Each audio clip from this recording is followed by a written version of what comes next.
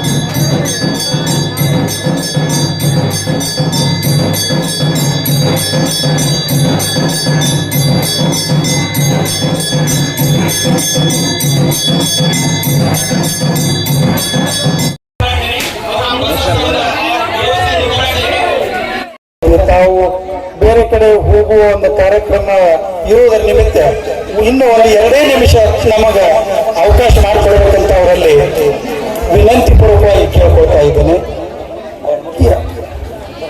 ಇಲ್ಲಿಯ ಅತಿಥಿಗಳಾಗಿ ಆಗಮಿಸಿರ್ತಕ್ಕಂಥ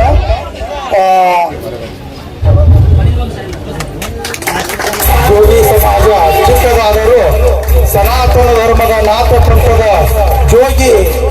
ಜೋಗಿನೂ ಹೌದು, ಯೋಗಿನೂ ಹೌದು, ತ್ಯಾಗಿನೂ ಹೌದು, ಎಲ್ಲ ರೀತಿಯ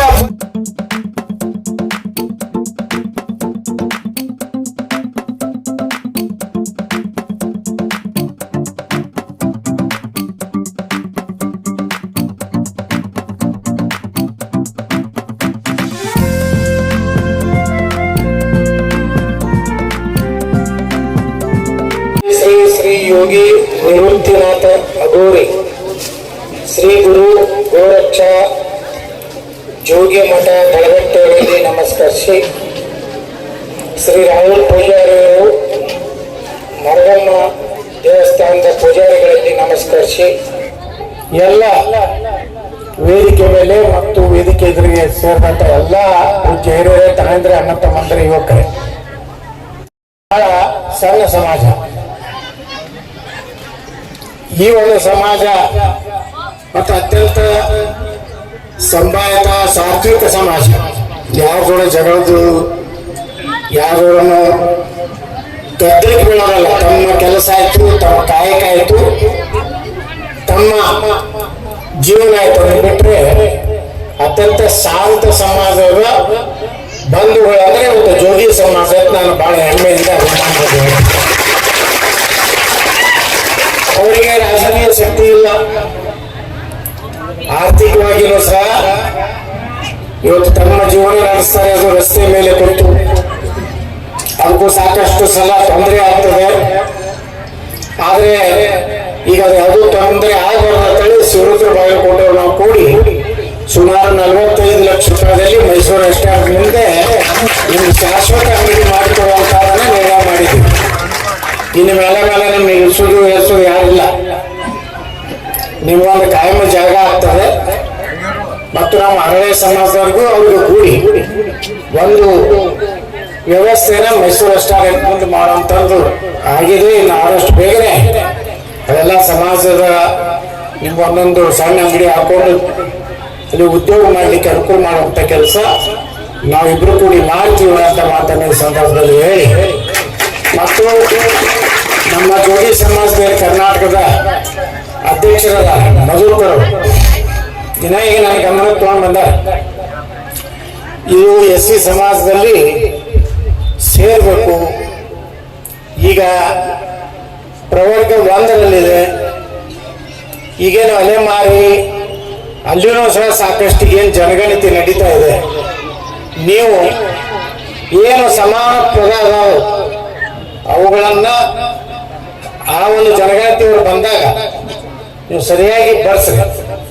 ಅವಾಗ ಏನಾಗ್ತದೆ, ಮುಂದೆ ಜನಗಣತಿ ಆಧಾರದ ಮೇಲೆ ಮೀಸಲಾತಿ ಇವತ್ತು ಕೊಡ್ಲಾಕ ಅನುಕೂಲ ಆಗ್ತದೆ. ಅದಕ್ಕೆ ಈಗಾಗಲೇ ನಮ್ಮ ಕರ್ನಾಟಕ ಜೋಗಿ ಸಮಾಜದ ಅಧ್ಯಕ್ಷರು ಸಾಕಷ್ಟು ಅದರ ಬಗ್ಗೆ ಹೋರಾಟ ಮಾಡ್ತಾ ಇದ್ದಾರೆ. ನಾನು ಸಹಿತ ಇವತ್ತು ವಿಧಾನಸಭೆಯಲ್ಲಿ ಬರುವ ವಿಧಾನಸಭೆ ಅಧಿವೇಶನ ಏನು ಬರ್ತದೆ, ನಿಮ್ಮ ಸಮುದಾಯದ ಪರವಾಗಿ ಗೊಂದಳಿ ಸಮಾಜ ಇರ್ಬೋದು, ಗೊಲ್ಲರ ಸಮಾಜ ಇರ್ಬೋದು, ಅನೇಕ ಸಮುದಾಯಗಳು ಅವರು SC ST ಮಾನ್ಯತೆ ಸಿಗಬೇಕಾಗಿದೆ. ಆದರೆ ಕೆಲವೊಂದು ಕಾರಣಗಳಿಂದ ಯಾವ್ಯಾವ ಸಮುದಾಯಗಳು ಈಗಾಗಲೇ ನನಗೆ ಏನೊಂದು ಶಿಫಾರಸು ವಿಶ್ವವಿದ್ಯಾಲಯದಿಂದ ಏನು ಕುಲಶಾಸ್ತ್ರ ಅಧ್ಯಯನ ಮಾಡ್ತಾರೆ, ಅಂದ್ರೆ ಆ ಸಮುದಾಯ ಆರ್ಥಿಕ ಸ್ಥಿತಿಯನ್ನು, ಸಾಮಾಜಿಕ ಸ್ಥಿತಿಯನ್ನು, ಅವ್ರ ಜೀವನ ಪದ್ಧತಿಯನ್ನು ಇದೆಲ್ಲವೂ ಅಧ್ಯಯನ ಮಾಡಿ ಈಗಾಗಲೇ ನಮ್ಮ ಅಧ್ಯಕ್ಷರು ಮತ್ತು ನಿಮ್ಮ ಹೆಸರಲ್ಲಿ ಬ್ರಾಹ್ಮಣಿ ಅವರು ಏನು ಹೇಳೋದಲ್ಲ, ಅವರ ಪ್ರಕಾರ ಶಿಫಾರಸು ಅವ್ರು ಮಾಡ್ಯಾರ. ಇದು SC ಒಳಗೆ ಅನ್ಟಚಬಲ್ ಅದಾರ, ಆದ್ರೆ ಅವ್ರಿಗೆ ಸಿಗ್ಬೇಕಾದಂತ ಸೌಲಭ್ಯ ಸಿಗಬೇಕಾದ್ರೆ ರೆಕಮೆಂಡ್ ಮಾಡ್ಯಾರ. ಹೌದಲ್ಲ? ಅದೇ ಅಂಡಿ ಜೋಗಿ ಅಂತ ಹೇಳಿ ಆ ಸಮುದಾಯದ ಸಮಾನ ಪದಗಳು ಏನು ಎಷ್ಟದಾವು, ಎಷ್ಟು 27 ಉಪಜಾತಿಗಳಲ್ಲ ಜೋಗಿ ಸಮಾಜ. ಅದು ಹಂಡಿ ಜೋಗಿ ಅಂತಾರ. ಇನ್ನೂ 20 ರಾವ ಜೋಗಿ ಬಹಳ ನೋಡಿದೆ ನಾನು, ಕೊಟ್ಟಾಗ ನಾಳೆ ಅಧಿವೇಶನದಾಗ ನಿಮ್ಮ ಪರವಾಗಿ ಧ್ವನಿ ಎತ್ತೀನಿ. ನನ್ನ ಕಡೆಯಿಂದ ಒಬ್ಬ MLA ಆಗಿ ನಿಮ್ಮ ಸಮಾಜಕ್ಕೆ ಏನು ನ್ಯಾಯ ಸಿಗಬೇಕಾಗತ್ತೆ, ಸಾಮಾಜಿಕ ನ್ಯಾಯ ಅದು ಕೊಡಿಸುವಂತ ಪ್ರಯತ್ನ ನಾನು ಮಾಡ್ತೇನೆ ಅಂತ ಹೇಳಿ ಯಾವಾಗಲೂ ಜೋಗಿ ಸಮಾಜ ನಮ್ಮನ್ನ ಎಂದೂ ಕೈ ಬಿಟ್ಟಿಲ್ಲ. ಯಾವಾಗಲೂ ಚುನಾವಣೆ ಬಂದಾಗ ನೀವೆಲ್ಲರೂ ಆಶೀರ್ವಾದ ಮಾಡಿದ್ರಿ. ಇವತ್ತು ಮರಗಮ್ಮ ದೇವಸ್ಥಾನ ನಿರ್ಮಾಣ ಆಗಿದೆ. ಅದಕ್ಕೂ ನಮ್ಮ MLA ಫಂಡ್ನಾಗ ಎಷ್ಟು ಕೊಟ್ಟಿದ್ದು, ಈಗ 10 ಲಕ್ಷ ರೂಪಾಯಿ ನಮ್ಮ MLA ಫಂಡ್ನಾಗ ಕೊಡ್ಲಾಕತ್ತೀವಿ ಅಂತ ಹೇಳಿ ನೀವೇನು ಹಾಕಿದ್ರು ರೊಕ್ಕ ತಗೊಂಡು ಸಮಾಜದವ್ರ ಅದನ್ನೇ ಡಿಪಾಸಿಟ್ ಮಾಡ್ಕೊಂಡು ಸಮಾಜಕ್ಕೆ ಮತ್ತೆ ಏನಾರೇ ಒಳ್ಳೆ ಕಾರ್ಯಕ್ರಮಗಳಿಗೆ ಅದ್ರ ಬಡ್ಡಿ ಮ್ಯಾಗ ಸಮಾಜದ ಯಾರು ಬಡವರು ಇರ್ತಾರೆ, ಯಾರಿಗೂ ದವಾಖಾನೆ ಇರಲಿಲ್ಲ ಅಂತ ನೋಡಿ ಒಂದು ಯಾರೋ ನಮ್ಮ ಇವರೇ ಸಂದೀಪ್ ರೈ ಕಳಿಸಿದ್ದ, ನಾನಾ ಕಾಸರ್ ನಮ್ಮಲ್ಲಿ ಡಯಾಲಿಸಿಸ್ಸು ಪುಕ್ಕಟ್ ಮಾಡಂತ ಹೇಳಿದೆ. ಒಂದು ಡಯಾಲಿಸಿಸ್ ಅಂದ್ರೆ ಇವತ್ತು 2-2.5 ಸಾವಿರ ರೂಪಾಯಿ ಐತಿ. ಆದ್ರೆ ನಮ್ಮಲ್ಲಿ ನಮ್ಮದೇನು ಇಲ್ಲಿ ಡಯಾಲಿಸಿಸ್ ಸೆಂಟರ್ ನಮ್ಮ ಸಿದ್ದೇಶ್ವರ ಸಂಸ್ಥೆದ್ದು, ಅಲ್ಲಿ ಉಚಿತವಾಗಿ ಇವತ್ತು ಡಯಾಲಿಸಿಸ್ ಮಾಡುವಂತ ನಮ್ಮ ಸಂದೀಪ್ ಕಾಳೆ ಭಾಳ ಬಡವರು ಜೋಗಿ ಸಮಾಜ ತಿಳಿದಕ್ಕ ಮಾಡಿದ್ರು. ಇಂಥವೆಲ್ಲ ಸಣ್ಣ ಪುಟ್ಟ ಸಮಾಜದಾಗ ಏನೋ ಕಷ್ಟ ಬರ್ತಾವು. ಅವಾಗ ಈಗೇನು ಒಂದು 10 ಲಕ್ಷ ಕೊಟ್ಟು ಅಂದ್ರೆ ಒಂದು 2 ಲಕ್ಷ ಅಲ್ಲೇ ತಗೋತಾರ ಅವ್ರು ಯಾರು. ಅವೆಲ್ಲ ರಾಯಲ್ಟಿ ಪಾಯಲ್ಟಿ ಇರ್ತಾವ ಚಲ್ಲ, ನಾವಂತೂ ತಿನ್ನೋಗಳು ಬಿಡುವ. ಅಲ್ಲಿ ಸರ್ಕಾರದಾಗೆ ಮುರಿತಾರೆ. ಅದು 7 ಲಕ್ಷ ರೂಪಾಯಿ ಬಂದು ಅದನ್ನೇ ಡೆಪಾಸಿಟ್ ಮಾಡಿ ಗುಡಿಗೆ ಏಟ್ ಹಾಕಿರಿ, ಖರ್ಚು ಮಾಡಿರಿ. ಏಟ್ ಮಾಡ್ರಿ ಗುಡಿ ಖರ್ಚ 30 ಹಾಕಿರಿ. ಆಯ್ತು, ಒಂದು 7 ಲಕ್ಷ ರೂಪಾಯಿ ಬರ್ತಾವ. ತಾವು ಬೇರೆ ಕಡೆ ಹೋಗುವ ಒಂದು ಕಾರ್ಯಕ್ರಮ ಇರುವುದರ ನಿಮಿತ್ತ ಇನ್ನು ಒಂದು 2 ನಿಮಿಷ ನಮಗ ಅವಕಾಶ ಮಾಡಿಕೊಡ್ಬೇಕಂತ ಅವರಲ್ಲಿ ವಿನಂತಿ ಪೂರ್ವಕವಾಗಿ ಕೇಳ್ಕೊಳ್ತಾ ಇದ್ದೇನೆ. ಇಲ್ಲಿಯ ಅತಿಥಿಗಳಾಗಿ ಆಗಮಿಸಿರ್ತಕ್ಕಂಥ ಶ್ರೀಮತಿ ಮಲ್ಲಮ್ಮ